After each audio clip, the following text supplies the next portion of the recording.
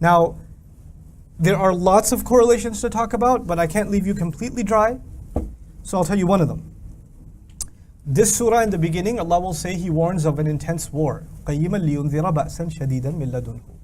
This surah is upright because it's there to warn of an intense war that comes especially from Him.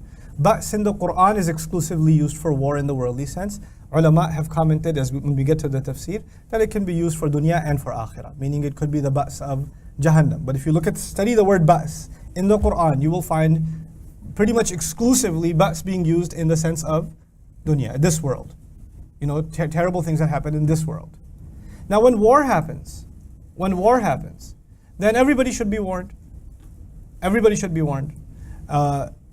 But when war happens, and if Allah says on the one hand there will be people who are going to be warned because they're going to be punished, not only in this world but in the next world. That's the kuffar. Who's on the opposite side? Believers. So if you are warning me about a war, what should be the congratulations? There's going to be a war, but don't worry. Fill in the blank. Help me. You're going to win. Don't worry. You'll come out okay. Don't worry. You'll survive.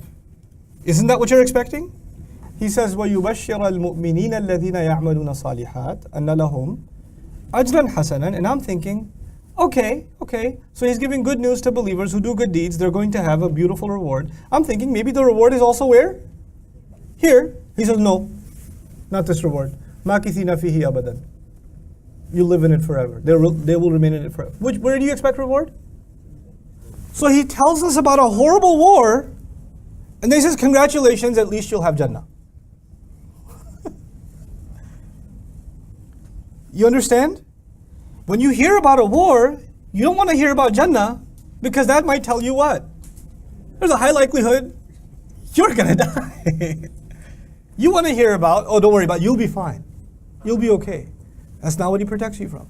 He protects you from the punishment there. In other words, the people who survive this terrible war are people who have left their materialism entirely. They should not even be given a consolation that is of this dunya. Even the consolation that they've been given is of the akhirah. Because Dajjal is on one extreme. What's the extreme? Dunya. The believers, in order to combat him, will learn to place their expectations where? Akhirah and akhirah alone. They're going to learn to place their expectations in the akhirah. Now, one of the things that perplexes me about this, so I'm getting ahead of myself, but I can't help it. Quran talks about people living in Jannah forever. It talks about what expression is used for they will remain in it forever. You must know the Arabic. Khalidina fiha abadan. Does the surah say Khalidina fiha abadan? It says Makithina fihi abadan. And usually Khalidina fihi abadan is not even a separate ayah, it's part of an ayah. Here what happens? Separate ayah. First of all, he makes just that statement a separate ayah. Then he uses language he doesn't use elsewhere. Khalidina fihi abada. Why not Khalidina fihi? Why Makithina fihi abada? There must be something really strange and unusual. Like there's an unusual call to put your hopes and aspirations in the afterlife, first of all by separating it into an ayah by itself, and then using language that He Himself subhanahu wa ta'ala doesn't normally use. He uses different language. When you get to that ayah, you'll see. But I'm giving you a hint already. It has to do with materialism and the fight against materialism. That the expectations of the akhirah are given a higher priority, and since I've already dropped that one, might as well drop the next one, and that is, you will see this run across the surah. And every single one of the stories that are, 4 stories, you remember? These young men have their expectations in the right place. Okay? They don't say, what's going to happen to my youth? I'm a young man, I'm not even married yet. What am I going to do in a cave? Where am I going to get food? They just go. Their expectations are in the right place. It's because false expectations are in this world. Correct expectations are with Allah. Next story is a guy who has a garden, and his false expectations are where? With his garden. The next story is Musa alayhi salam not to have false expectations based on what he sees. There's a deeper reality. Don't realize, this again false expectation. Then the final story is who? Dhul Qarnayn. And Dhul Qarnayn causes or has like victory after victory. And when people are used to victory, then they give a victory speech. And in a victory speech, I'd like to thank my soldiers who risked their lives. We are number one. Right? What does he say? He gets his victory speech and he says, well, actually, هذا رحمة من ربي.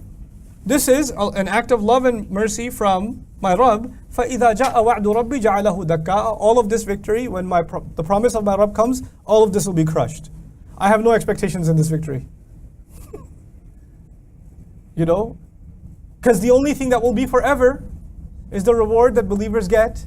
That is mentioned in the beginning of the surah, in which they will remain forever. So you'll see what remains forever and what doesn't remain forever, and what remains forever and what doesn't remain forever, over and over and over and over again in this surah. Allah highlighted it separately in the beginning, and He's going to keep teaching that lesson over again with case studies every time. SubhanAllah. This is just one of the currents that you're going to notice in the surah, inshallah ta'ala. So we're in for a really beautiful journey. It's one of the most beautiful places in the Quran, Surah Al-Kəhv.